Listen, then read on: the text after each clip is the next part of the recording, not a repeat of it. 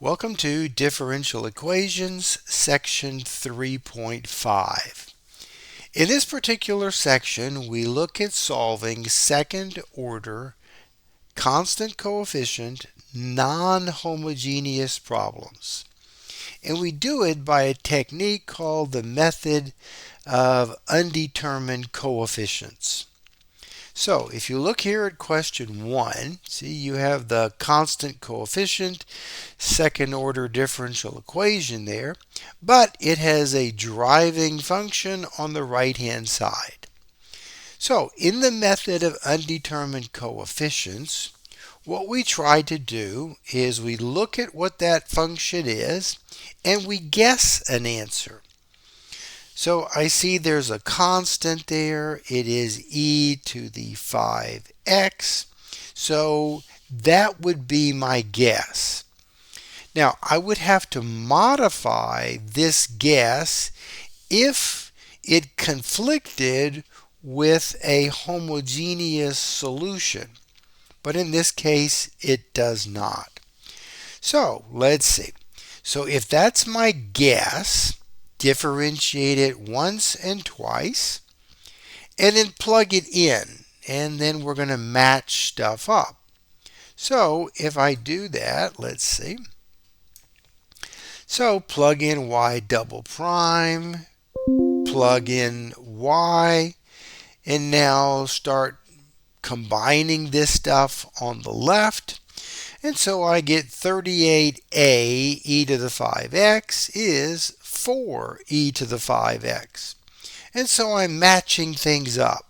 See, I've got e to the 5x there, e to the 5x there. So that must mean 38a is equal to 4.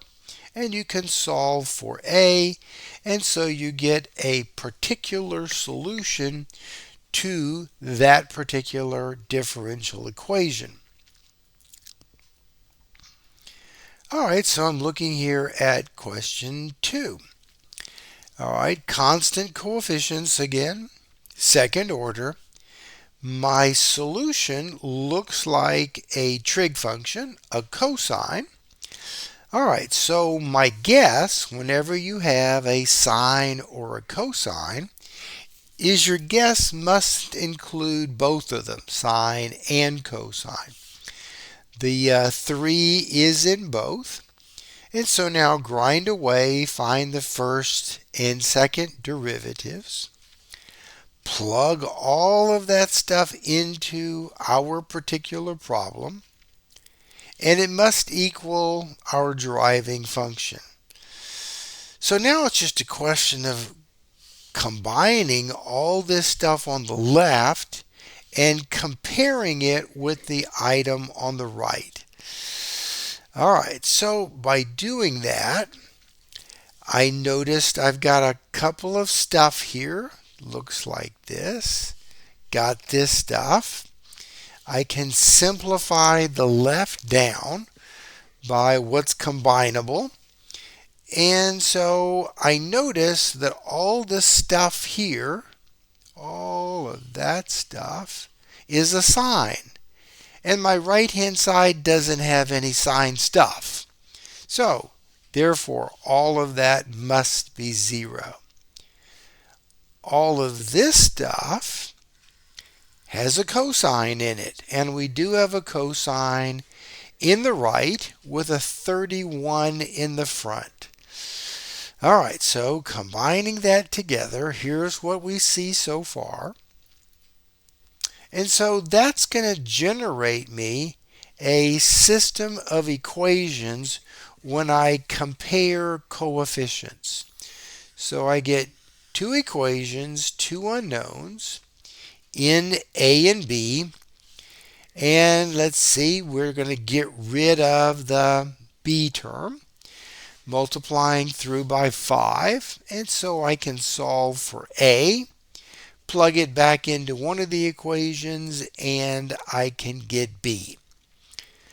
Putting all that back in, my particular solution has those items that we guessed, where the undetermined coefficients are now determined. All right, looking here at question 3. Question 3, second order constant coefficient problem. Driving function is a hyperbolic cosine. All right, so let's see. Well, I'm looking at the left, and the left, if I make the homogeneous one, get the characteristic equation, I get that my homogeneous answer would be C1 e to the 2x plus C2 e to the minus 2x. Now you might say, why am I doing that? Why am I bothering to find the homogeneous answer when they asked for the particular one? Well, remember, whatever we guess for the hyperbolic cosine cannot conflict with e to the 2x or e to the minus 2x. But if you remember back for your hyperbolic cosine, it really is the combination of e to the 2x and e to the minus 2x. Therefore, when I do my guess includes now a x, not just a plain old hyperbolic cosine and a hyperbolic sine. Which means when you go find all the derivatives, you're going to have product rules and a lot of algebra to grind through. Take your time, be careful, collect up like terms, and finally you're going to plug all that junk in. And what I did was when I plugged it in, I put together the hyperbolic sine, the hyperbolic cosine stuff, and hyperbolic sine, hyperbolic cosine. And all of this is supposed to equal this one hyperbolic cosine. So I'm looking at that stuff and I'm saying, okay, there is no hyperbolic sine stuff. That means that this piece has got to be 0. And this piece has got to be 0. So 4a plus 4bx minus 4bx must be 0 because there's not one of those on the right-hand side. So that's pretty easy. You get a equals 0. And then if I look at the hyperbolic cosine stuff, what must be true? I get 4b is 1, so b is 1/4. And so a is 0, so there's no hyperbolic sine in my guess, just this 1/4 hyperbolic sine. All right, and I'm looking back and thinking, remember my guess back here had x's in it, so there is a typo here. Let me fix that up. This should have an x in it. All right, because I'm filling in the b part there, and my b part was right there with an x in it that we had to add because it conflicted. So fix that up. All right, looking at 4 here, let's see.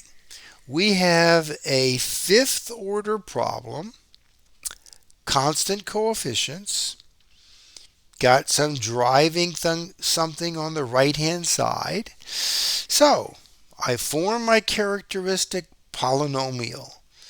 All right, looking at that, I factor out an r squared. So that means I've got 2 repeated roots, 0 and 0. Now looking at this piece, all right, r cubed plus 2r plus 2, looks like it's going to have 1 real root, 2 complex roots. Now, do I actually need to find them? Not necessarily. I just need to make sure whatever my guess is for this right-hand side, it's not going to conflict with these particular solutions. So I graphed this, and now I'm looking at it. It's going to have one real root. If it has one real root, then it's going to be of the form e to the r3x. And the two complex roots, because it only crosses here once, and since it's a cubic, that means that there are two complex roots if there's only one real root. So my homogeneous problem would look like this, where the little squigglies here are the parts for the complex roots. Now my driving function looks like this, and so I can see this function is going to be a problem with that part of the homogeneous one. So when I make my guess, see, initially, because of this, my guess would look something like what I've got under here. That would be my first guess, just because of this is a squared. So I would have a squared, an x, and the constant. But I don't want that to conflict with this here. Therefore, I bump this up so that I have a4x4, bx3, cx2. Because if my particular solution is not going to have this stuff in it, I'm in good shape. I just need to bump up my guess until it mismatches with the homogeneous one. And so after that, just keep grinding away, finding first, second, third, fourth, fifth derivatives, plug it into the problem, and then we're going to match it up with what we're supposed to get on the right. Again, a lot of algebra and grinding away. All right, I'll let you read through that. But what you end up getting is A is 5 over 24, B is minus 5/6, and C is 9/4. And those are the coefficients for my particular solution based on that driving function on the right-hand side. Hopefully this is making some sense. All right, looking at question 5 here. I've got a second order, constant coefficient, got a driving function. I've got two initial conditions. Okay, so I start off by solving the homogeneous problem. Characteristic equation, r squared minus 16, so I've got complex roots. There's no real part in the front, so I don't have any e to something. I just got a cosine and a sine. All right, so that's my homogeneous. I now have my particular. Well, I'm looking at this. It's just a 6x. And so my guess is some number times x. And that doesn't conflict with the homogeneous one. So I don't need to multiply by powers of x. Calculate the first and second derivative, plug it into the problem, and you can solve and get that a is 3/8. So my full answer is the combination of the homogeneous one and the particular one. So here's the homogeneous, here's the particular. I now need to get into the game my two initial conditions. All right, so if I know that at 0 I'm supposed to get 1, sine stuff is gone, the x part is gone, cosine is 1, so C1 is 1. Take a derivative on this whole item, first derivative, and plug in 0, and I'm supposed to get 4. Well, let's see, sine of 0 is 0, cosine is a 1, so that's gone.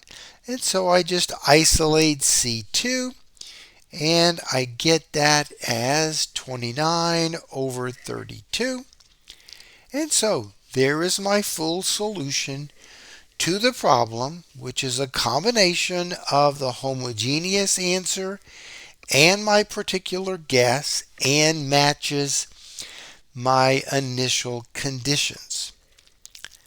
All right, looking here at question 6. Now, question 6, we want to use a slightly different technique, which is called variation of parameters, different from undetermined coefficients. But first, I need to still get my homogeneous answer. So, form the characteristic quadratic equation here. Solve it. It is a repeated root. Repeated root means my homogeneous one has this x in it. And so in the method of variation of parameters, what we do is we assume that my solution is of this particular format. y1 times u1 plus y2 times v. So, there's a summary of how to do that. So let's talk about that. So, they want to solve this problem. So they first found the fundamental pair, which we have, y1 and y2. So you see, my y1 is e to the 2x. My y2 is x e to the 2x. And I'm assuming it's going to be multiplied by some function u, some function v. Okay, so there we go. And now we start looking at what all that means. All right, so we set our y equal to that, which is our guess. Plug that into our problem and see what happens. So let's see. If you do that, I'm going to find y prime. So y prime into there gives me this. y1 prime u prime plus that is g over a. What is all that stuff? G is your right-hand side. A is the coefficient in front of the y double prime. All right, so I did that, and I plugged this stuff in to our problem. All right, and then I kept grinding away. And so I'm looking at this, and I'm noticing that if I add up these two items, if I add those two together, they're going to go away. And if I add this stuff together, I get e to the 2x v prime equals that. And so now divide by e to the 2x. Now ask yourself, why can we do that? Aren't we maybe dividing by 0? No, that's not a problem because e to the 2x is never equal to 0. So I can divide by it, there's no problem. And so I get that v prime is 4. And if I know the derivative of v is 4, then v must have been 4x. So I'm going to plug that in.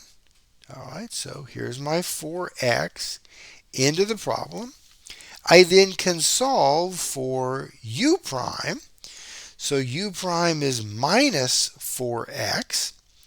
And so if I integrate that, I get a minus 2x squared for u. All right, so now plug all this in, and what happens? Well, we already know what y1 was. We just found out what u is.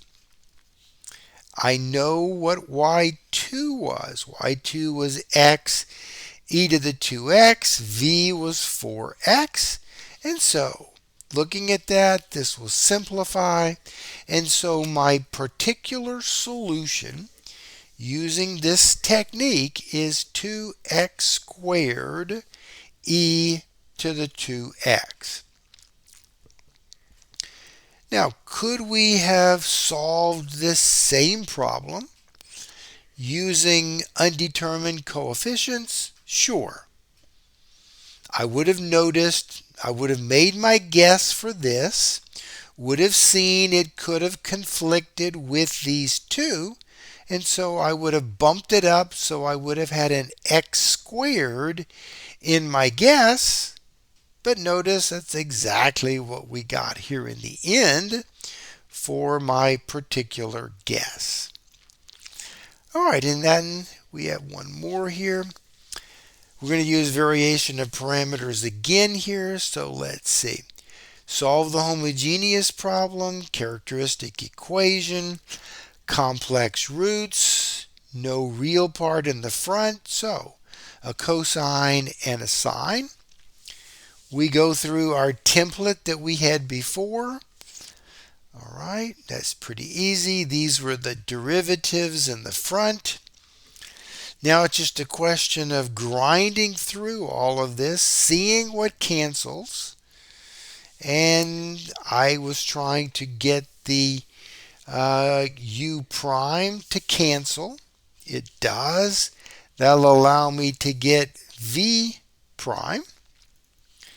All right, so now I'm going to be dividing. Well, but the good news is all of this stuff, sine squared plus cosine squared is just 1. And so I get 1/3 cosine 4x, cosine 3x.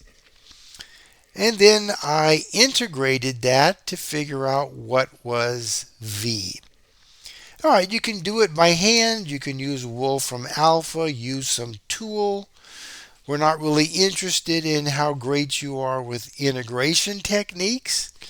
I mean, because using a tool, all I really need is the result. And then once I know some more, I can plug some of that in and I can solve for u prime. All right, so u prime is this. Again, I could do it by hand, but save some time. I did it in Wolfram Alpha, pasted it in here for what u is. And so y is then y1u, y2v. So plug in what I know about all that stuff. Remember, this was the y1 part. This stuff is the y2 part. And here is my u and v. And so there is my particular solution. All right, so I'm looking at that, and this looks like perhaps the cosine of a difference and the cosine of a sum. And so I can clean this up to be 7 minus 3 is a 4, the sum of 2. All right, so we are getting there. 3 and 1 is also 4. So finally, with a lot of algebra and a lot of cleaning up, we get our particular solution.